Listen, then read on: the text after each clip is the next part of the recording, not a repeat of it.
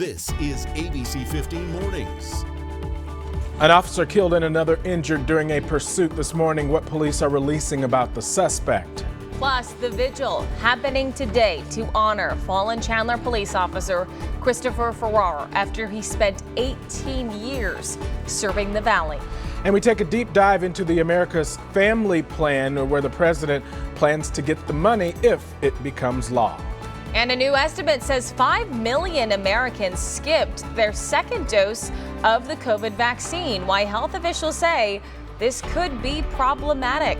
We want to say good morning to you. It is 6 o'clock now on your Saturday morning. I'm Megan Thompson. Mark, it is so good to see you this morning. Happy to be spending my Saturday off with you. Likewise, Megan, good to be with you. Good to be with everybody out there. And I was just checking my phone and I looked, it says May 1st. Where did April go? I mean, my birthday month already out of here. And it is May already. I mean, this year just flying by. I don't know if that's a good or bad thing for folks out there. That's so true. Thank you for reminding me of that because yeah, rent's due. Yeah, rent's due. And yeah, the year has just gone by so fast. And I guess given that it's May, our temperatures make a little bit more sense. I'm just not ready. I'm just not ready. We're going to be flirting with those triple digits for sure today as we take a look at that most accurate forecast. So right now is when you want to get outside, or at least in the next hour or so. Definitely before that noon hour. Right now in the Valley, that's a live look for you. 73 degrees in Phoenix, 69 in Mesa, Glendale. You're checking in at 66 degrees. Goodyear, 65 at this hour. Your Valley Planner shows you that warm up along with the wind speeds here in the Valley. So by 7 a.m. and just about an hour from now, we'll be right around 73 degrees, upper 70s by 8 a.m. By 9 a.m., we'll already be breaking into those 80s at 82 degrees, near 90 by 10 a.m., then officially climbing into those 90s right around 11 a.m. So even before that noon lunchtime hour, you'll feel those 90s outside, those air conditionings kicking on. Then by 1 p.m., 95 degrees. You notice our wind speeds stay just below 10 miles per hour throughout those early morning and early afternoon hours. But our wind speeds, they are going to pick up today. They'll be breezy for the weekend. So keep that in mind, too, if you do have any outdoor activities. The high today, 99 degrees with mostly sunny skies. You'll notice some clouds out there today, hot and breezy. As we look to tomorrow, our temperatures drop off just a little bit to 93 degrees. The average that we should be feeling for this time of year, the 30-year average, is 90 degrees. So we'll get a little bit closer to that tomorrow. So I put cooler in some air quotes for you as we look to tomorrow with those breezes still sticking around. So we have winds to talk about today, these above average temperatures, and what spots in our state will likely see the triple digits today. We'll go over that, and when the Valley, we'll see our own triple digits officially coming up in your full forecast, Mark. All right, Megan, thank you. And we continue with our top story this morning. A Valley police officer killed and another seriously hurt after they were hit by a driver who was driving a stolen car. That driver, now identified as 25-year-old Jonathan Altland. We've learned that he does have a criminal history and faces charges now of murder, aggravated assault, and auto theft. This scene spanning the East Valley Thursday night from Pinal County to Gilbert. It all started with a pursuit, then gunshots fired towards a Pinal County deputy attempting to pull that car over. The next stop, Chandler Airport, where the driver busted through the fence and then got onto the runway before escaping police once again in pursuit. The driver then got onto the 202 freeway, driving the wrong way until getting off and then crashing near the Val Vista Drive eastbound ramp. Police saying that the driver then ran into the Santan Ford dealership lot. With law enforcement surrounding that building, police say that that driver then stole a vehicle from the dealership, hitting a Chandler police officer, Officer Christopher Farrar, and another police officer from Gilbert, Officer Rico Aranda, and along with an employee who was also trying to escape. Law enforcement then opening fire. The driver, Jonathan Altland, injured in all of that chaos. Megan. Well, Chandler police officer Christopher Farrar in all of this was killed. He had served the community for 18 years. Tributes continue to pour in from around the Valley in his memory, including at a local restaurant where he had his last meal. the owner of Chantai, now putting up a memorial at the table where Farrar and his partner sat on Thursday night. I'm not ready for anyone to sit there right now. He was just there and he's gone now. He's not coming back. The owner says his last meal was paid for by an anonymous couple sitting across the restaurant. The officer is survived by his parents, 3 grandchildren, and a granddaughter. As for that second officer hit by that stolen car, we just identified him for you moments ago. We want to show you his picture. It's Rico Aranda. Some more details on his past. He's a Gilbert officer who has been with the department since 2018. He is still listed in critical condition, but we have heard that his condition was improving yesterday. We hope that is still the case today, Mark. Yeah, absolutely. And when a Valley officer is killed in the line of duty, it is up to that agency's leadership to help their team cope with the tragedy and try to move forward. We're getting some perspective now from Frank Milstead, former DPS director and Mesa police chief. It takes a toll on the state. I've watched the men and women line the freeways and overpasses and step out of their trucks with flags and hats over their hearts. It gives me goosebumps right now just to remember all of those times. And Milstead says that you are never truly prepared for moments like these, saying that it is the most humbling experience that he's ever had at a time when leadership needs to be at their finest. And to honor Officer Farrar, today a vigil is being planned in his memory. He was a member and volunteer at Compass Christian Church in Chandler. Tonight, the church will host a candlelight vigil at 7 p.m. The event is open to the public. And then Monday, the 100 Club of Arizona, a group that helps families of fallen officers, they're going to be hosting a phone bank collecting donations in Farrar's memory. ABC15 teaming up with the organization in that effort, but you don't have to wait until Monday. You can make a donation right now by going to 100club.org/fallen.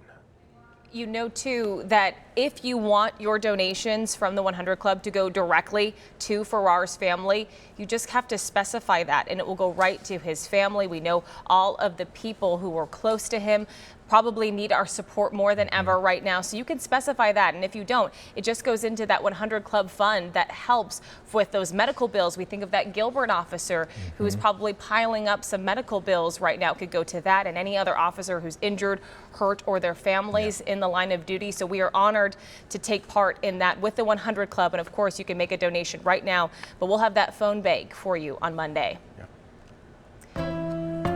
Let's move now to the COVID-19 pandemic and a major vaccine milestone in Arizona. More than 5 million people have now received at least 1 dose in Arizona, and more than 2.2 million are fully vaccinated. But as we hit milestones, there are some concerns coming in from State Health Director Dr. Kara Christ, who says vaccinations are slowing down. To try and pick up the pace, thousands of doctors' offices will start giving the vaccine directly to their patients on Monday. Hearing those types of facts from your healthcare provider who is actively encouraging you to get vaccinated, and by the way, they have the vaccine, we just go in the next room and get it, could be a major driver for getting some of those that just want more information about the vaccine in order to get it.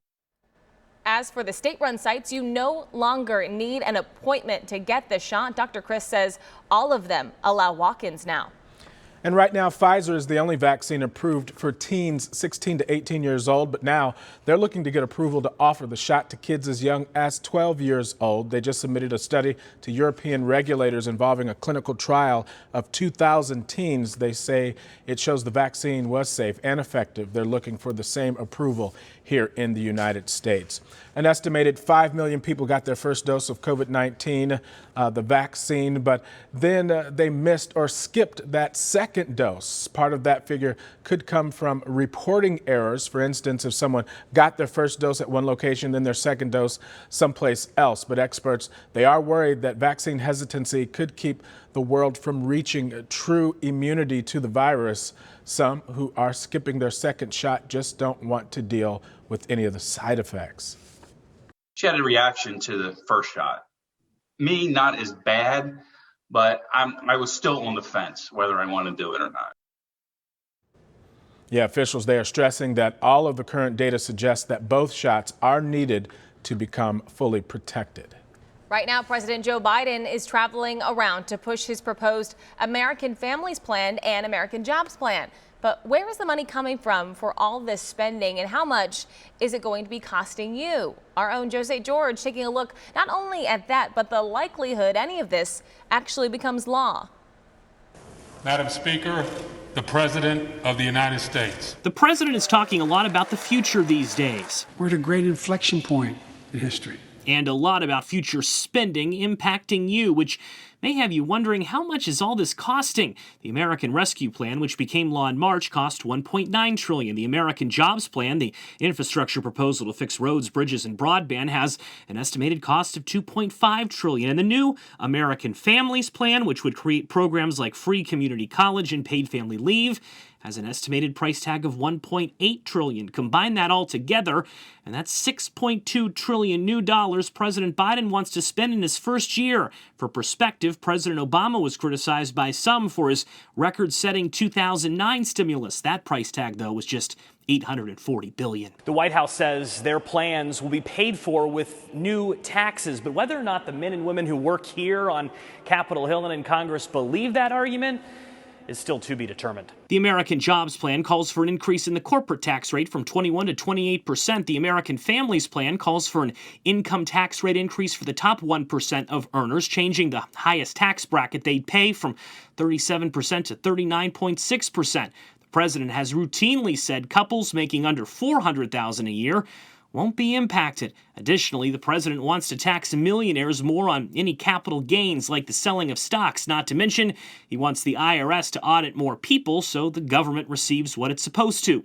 All of this will be debated by Congress in the coming weeks, and with so many Republicans already skeptical of the spending, it will likely mean Democrats will need every one of their senators to be on board in order for this to pass. Democratic Senator Joe Manchin, the influential moderate from West Virginia, has already said all this money is making him a little uncomfortable. On Capitol Hill, I'm Joe St. George.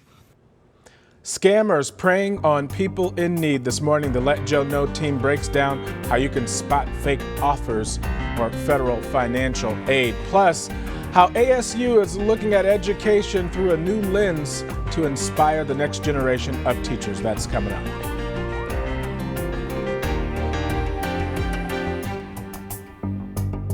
Watch ABC15 Arizona on your schedule. Stream the latest news and weather by searching ABC15 on Roku, Fire TV, Android TV, and Apple TV. Welcome back, everybody. Are you getting emails or messages about government assistance for people with financial problems? Well, it could be real, but it could also be fake. So, how can you tell the difference? This morning, the Rebound Arizona and Let Joe Know teams protecting your money. Joe Ducey takes us inside one fake government offer to show us how that scam actually works. Look. It's a Facebook scam, and we've got the scammer on the line. Let's talk about that grant money and how I can get it. It started when Frankie Jo got a message from a Facebook friend she rarely talked to, telling her about a great opportunity, the government handing out grants. She tells me it's aimed at helping those who need for bills, purchasing a home, setting a business, going to school. And this friend supposedly raked it in. They delivered $250,000 to me. And I'm thinking, come on, really? With that huge amount and coming from someone she rarely talks with, Frankie Jo knew that her friend's account had been hacked and this was a scam. But it's the timing of this one that makes it more dangerous. The government has been handing out money for more than a year to deal with the pandemic, rental assistance, business loans, unemployment pay, stimulus checks.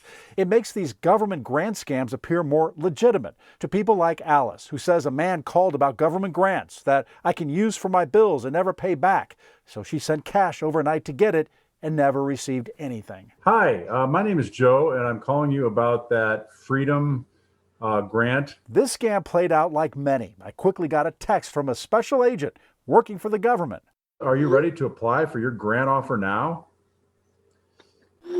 Most certainly. The scammer sent me a form asking for personal information. Monthly income. Do you have a car? What do you do for a living? I'm a reporter who exposes scams. Even after giving an ABC15 email and physical address, you are qualified to receive the grant money.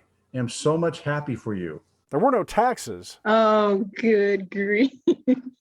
This scam was all about getting a delivery fee. You pay $1,000 and get $50,000. You pay $1,500, you get $100,000. You have Zelle or Cash App. I asked him to talk to me and prove he's real and thought I lost him. Scammer. Hello? But he did call, saying he's from Washington. And all the money comes from the government. He wanted me to transfer that money now. It was time to call him out. You know what? I think you're fake. Oh, man, I couldn't even lay into him. I was able to call him a scammer in a text. He denied it and actually called me back 4 times. This isn't going to change his behavior, but I do hope that seeing how these scams work makes people question them more and lose less money. Go to abc15.com/letjoeknow to see all the latest scams. I'm investigator Joe Ducey. If you've got a problem, let me know. Joe, I just want you to take my cell phone for a day and just talk to these scammers that consistently call us. The best advice that we have heard from our Let Joe Know team is just not to answer a call that you don't know or a text message, and make sure you block that number too so they don't keep calling you, but they always find a new number. So I'm glad Joe is on top of this for us. As we look at this most accurate forecast for you, 6:18 on your Saturday morning, here's what you can expect. Heating up even more so than we've felt over the last few days, near those triple digits this weekend. More wind and fire danger is moving in too. So we have a lot to talk about, a lot of things going on. So let's start with Futurecast to see why some of these changes are moving in. You'll notice you'll start to see more clouds out there today. High pressure is what's in control today, raising our temperatures just shy of those triple digits today. And then a low pressure system moves to the north, potentially bringing some spotty rain showers to northern Arizona and along the rim on Monday. Nothing here in the valley, but what we get from this is those temperatures drop off just a little bit, giving us some relief before high pressure builds back up and our temperatures raise once again in that 7-day forecast in those triple digits and even above them. So as we look right now at Phoenix Sky Harbor, 73 degrees, the humidity at 25%, the dew point 35, winds from the east right around 7 miles per hour. So as we wake up here in the valley in the 60s and 70s, it's a gorgeous start to the day. However, that valley planner really starts to show our temperatures are going to climb quickly. Already by 9 a.m. near 80 degrees, in those 80s there right around 10 a.m. and then we'll continue to climb from there. This is the high that we're looking at today. 99 degrees. The average is 90 degrees. So we're almost 10 degrees above average for this time of year because of that high pressure remaining in control for us. And as we look around the state, there are some spots that are looking like they'll see their first triple digit day of the year. Gila Bend 101 for you, Yuma 101 and 102 there in Bullhead City. As we look around the state and other parts that are a little bit cooler, 77 in Heber, 79 in Show Low, 89 in Winslow, 75 to the north in Flagstaff. We're seeing those 80s along the rim, like 85 in Sedona, 80 in Prescott, 89 degrees in Kingman, and upper 70s at the Grand Canyon. Winds are going to be a factor today all across the state. In the valley, here's what you can expect. Those sustained winds between 15 and 20 miles per hour with gusts up to 30 miles per hour. In northern Arizona, we could see those wind gusts between 40 and 45 miles per hour, with those sustained winds sticking around between 20 and 30 miles per hour. With those wind speeds, with our above average temperatures, and with low humidity dropping over the weekend, we start to see these weather alerts from the National Weather Service become issued. In northwestern Arizona, that area in pink, that's when we're expecting to see those temperatures really come up. Then in southeastern Arizona, we really see that fire weather danger picking up too. So here's that 7-day forecast for you. 99 today, 90 Monday, 102 on Thursday. Megan, thank you. A colorful community push in one East Valley city. The campaign aimed at supporting local businesses with a family-friendly activity. Plus, major new developments at the southern border as construction on the wall comes to a halt. We'll tell you more about that coming up.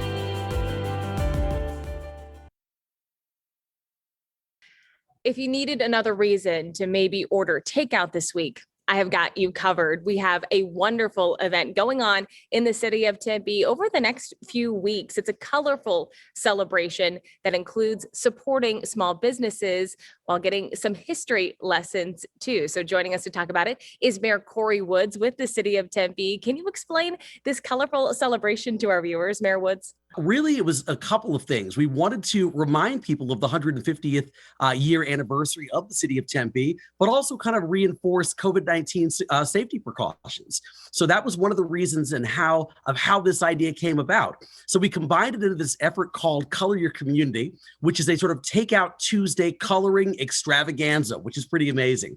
We actually mailed boxes of all of these coloring sheets to more than 300 Tempe restaurants. And each Tuesday for the next 5 weeks, they're able to give out a different coloring sheet with the famous Tempe landmark on it. And so people can obviously have a good time, color a sheet, but learn a little bit about Tempe's history in this year's sesquicentennial. So we're really excited about this. And it's just a nice, fun way to have a good time, during, despite the challenges of the pandemic. And what do you hope the community gets out of this? Obviously, it is a lot of fun, a really great thing for families, but what's the goal here? So a number of things. We clearly want people to continue to support our local small businesses during this time. There are many people like my father, who's 81 years old and has not been to a restaurant in over a year. But he's still trying to support his favorite local restaurants and make sure they're around long after the pandemic is a thing of the past. So, he's doing a lot of curbside takeout. And so we want people, if they're doing that Takeout Tuesday, to make sure that they pick up a meal for themselves or for their families and also grab one of these coloring sheets. So it solves a whole bunch of things, quite honestly. It allows people to get dinner for the evening, which is obviously a big deal. First of all, just maintaining your nourishment during this time. It allows you to have a fun experience of coloring and learning a little bit about Tempe's sesquicentennial, our 150-year anniversary. It allows you to learn a lot about our history. I've been here for over 18 years, but there are things about our history that, frankly, I'm just learning about. So I'm getting a little bit of a history lesson with Color Your Community and just sort of the conversations around the sesquicentennial, but also making sure that we are supporting our local businesses and making sure that we're putting money in their pockets so they're able to pay themselves, pay their rent, and obviously pay their employees. Your team at the City of Tempe has had to be incredibly innovative over the last year and now then some. What's it like for you to see programs like this continuing to be brought out that are so unique, that are so innovative, that's bridging that gap between the community and your local businesses? Well, I just think it shows the creativity, especially of our staff. There are all types of services that can't stop, even in the middle of the biggest pandemic in the last 100 years. So it's really it's really pushed our city council and our staff to find ways to be creative yet still deliver the same services and the same high quality of life that, frankly, our residents have come to expect and deserve. There are some things that I'm assuming that even once the pandemic is over, we may not go back to normal. There are some of these things that have proven to be true innovations that have gotten rave reviews from people who live here in the city and our businesses. And I'm sure those are things that we're going to look to continue well into the future. Well, it seems pretty easy. I just have to order some food. But can you explain to people how this all works and how long Color Your Community runs through? All the more than 300 businesses that actually got these packets, what they're going to do is every week they're going to switch out into a different Tempe sort of historic landmark. And so if you go on Takeout Tuesday and you go get yourself some food, they're going to give you a sheet and you can obviously color it yourself. Or if you've got kids, you can take it home to them. It's a very simple process. Pick up a meal, pick up a coloring sheet, learn a little bit about Tempe and support your favorite local business, all while doing it very safely during this COVID-19 pandemic. It sounds delicious. It sounds fun, something the whole family can get involved in. Mayor Corey Woods with the City of Tempe, thank you so much for joining us this morning to talk about it. And we'll be sure to put all those details online at abc15.com. Thank you so much. Appreciate the opportunity.